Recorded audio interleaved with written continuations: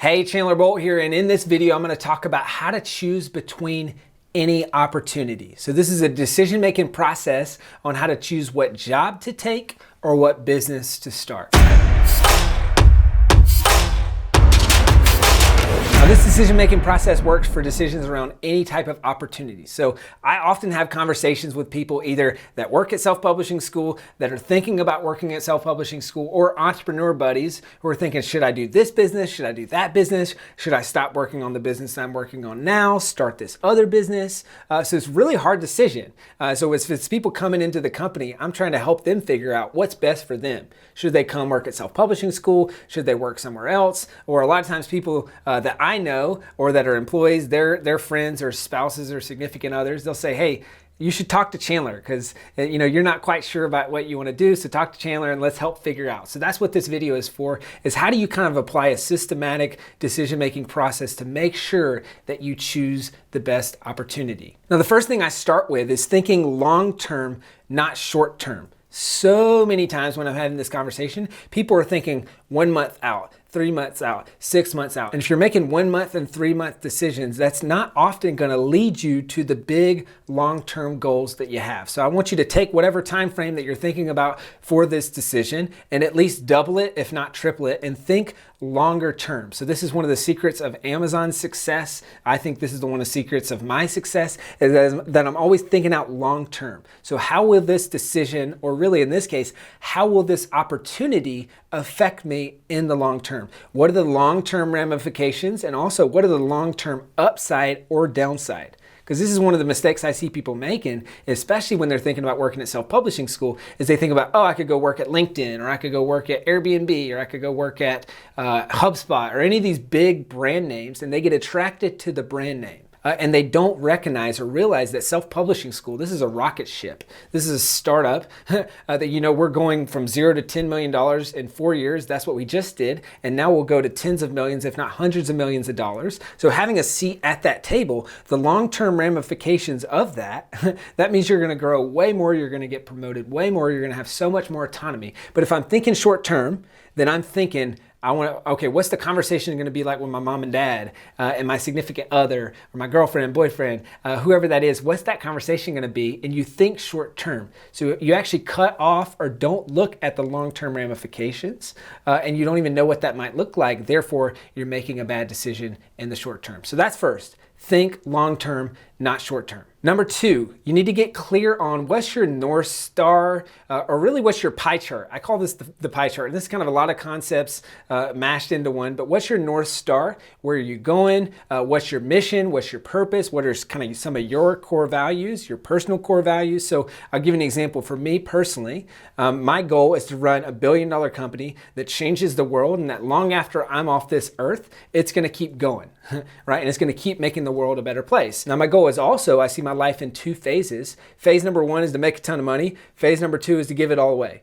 So I look at like a Bill Gates or a John D. Rockefeller or someone like that as a model for that. Now, that is the lens with which I'm making decisions. So that is my North Star. So when I'm prioritizing opportunities, is it going to lead me to that North Star? Or is this a short-term distraction or a short-term, this is not going to lead me to my big goals? Now, what I want you to think about is your pie chart. Now, really what this means is, and I ask this question all the time to people, what are the handful of things that you're optimizing for? And I ask people to fill out kind of this pie chart. If you're thinking about a pie chart is really, what am I looking for in this job, in this business, or in this opportunity? And there's really 4 or 5 things most people consider as part of this pie chart. Number 1 is growth. So are you making a decision? You're looking for an opportunity that's going to help you grow, and grow mentally, grow physically, grow as a person.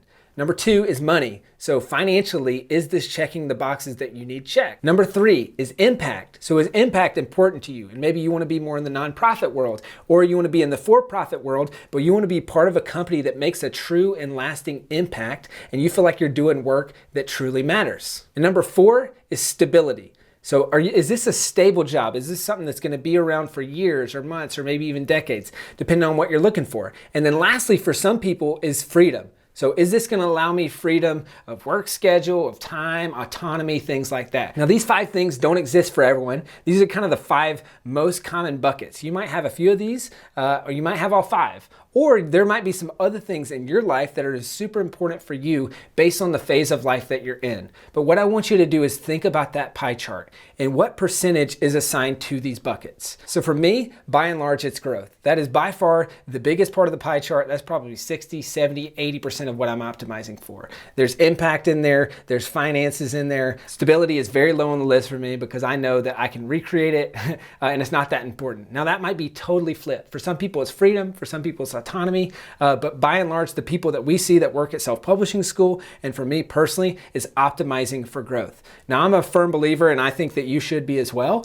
in growth, and really in this concept that, what I have up here and what I learn, no one can ever take this away from me. Money comes and goes, and I see so many people make the mistake of getting this short-term money grab, and they make this decision where they can make 10 or 15 grand more a year, and so they take that job, but they're not going to grow. The people that they're going to be around aren't great. They're not going to be in an environment that invests in them, that trains them up, that helps them grow, all those things. So a year, 5 years down the road, they're making the same amount, maybe slightly more, but more importantly, they're stagnant. And I love this quote is that if you're not growing, you're dying. And so if they're not growing, then now all of a sudden, because you took a pay cut or because you took this lower salary job that is high growth, then over that timeline, you're growing. And 5 years from now, you're going to be making 25, 50% more than this person that took the short-term money grab. So that's what I mean when I talk about getting clear on your pie chart. So that's probably the most important thing as part of this process is you get clear on that. Are you in a phase of life where you need stability?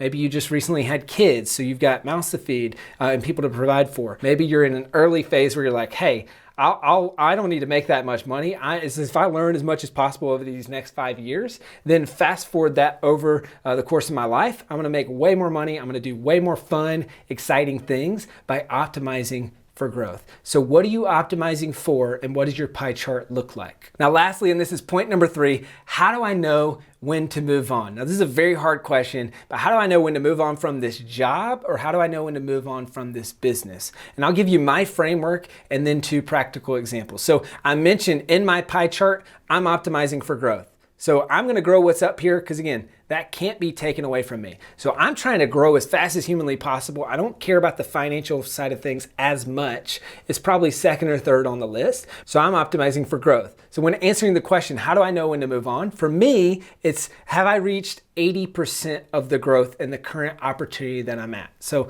I'm a firm believer in the 80-20 principle or in the Pareto principle. So have I gotten to the 80-20 point where there's diminishing returns if I stay there and I'm not going to grow and learn as fast? Because as soon as I get to that point, I'm going to move on to the next thing.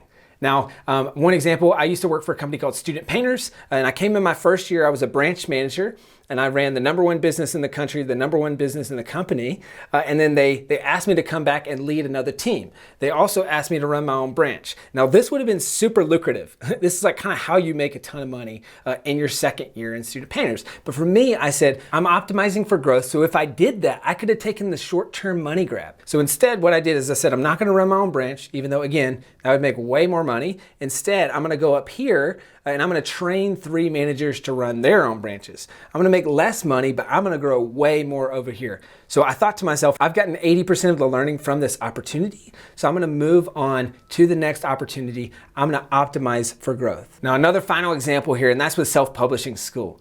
So a couple years ago, I was thinking, man, maybe I've learned most of what I could learn from here.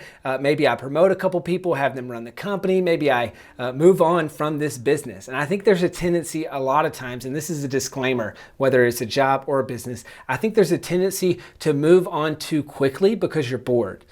And that's not actually what's in your best long-term interest. And I almost fell into this trap. So for 6 months, 9 months, maybe even as much as a year, I was kind of getting bored with the business. I'm thinking, hey, I think there's a ceiling here. We're going to hit 10 million a year. I think that's kind of the cap for this type of industry. Maybe I've gotten to that 80% threshold because this applies to self-publishing school. When I get to that 80% threshold, I'm going to move on. I'm going to go into another business. I'll probably flip companies, launch my next thing, scale my next thing. But I was thinking that I was at that point. But what had actually happened is I kind of created this false construct in my mind where I thought I was at that point because I was thinking small. And I had a couple friends challenge me. One said, Chandler, you need to look at the publishing industry as a whole. There's literally billions of dollars of revenue in this industry. You're thinking small. You're thinking in this internet marketing world. And sure, if that's the world that you're playing in, you'll probably cap out at 10 million a year. If you flip that and look at the opportunity for all of publishing books, you could grow this company to hundreds of millions of dollars. Now,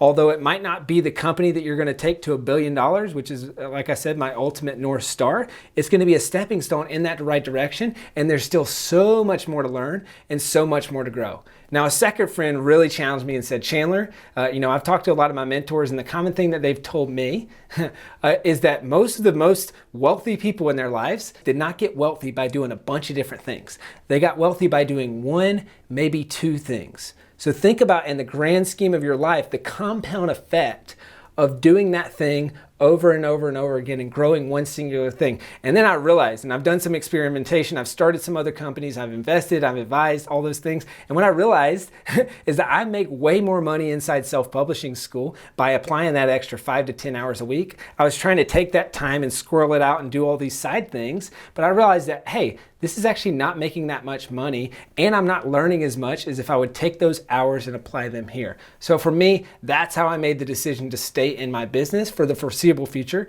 and at least for the next few years. And I would encourage you to think about that, because when we're optimizing for growth or learning or money or whatever that thing is for you, it can be easy to, again, take a short-term approach and get distracted, want to move on too quickly. So there you have it. That's how you choose between opportunities and how to choose what job to take, what business to start, when to move on, all those things. I'd love to hear from you. Comment below. What's maybe one example in your life of a tough decision that you've had to make, or what's maybe a decision that you're thinking through right now that this video was helpful on? Comment below, let me know. As always, click the subscribe button. Seriously, do it right now. Subscribe right below this video, and I'll see you in the next one.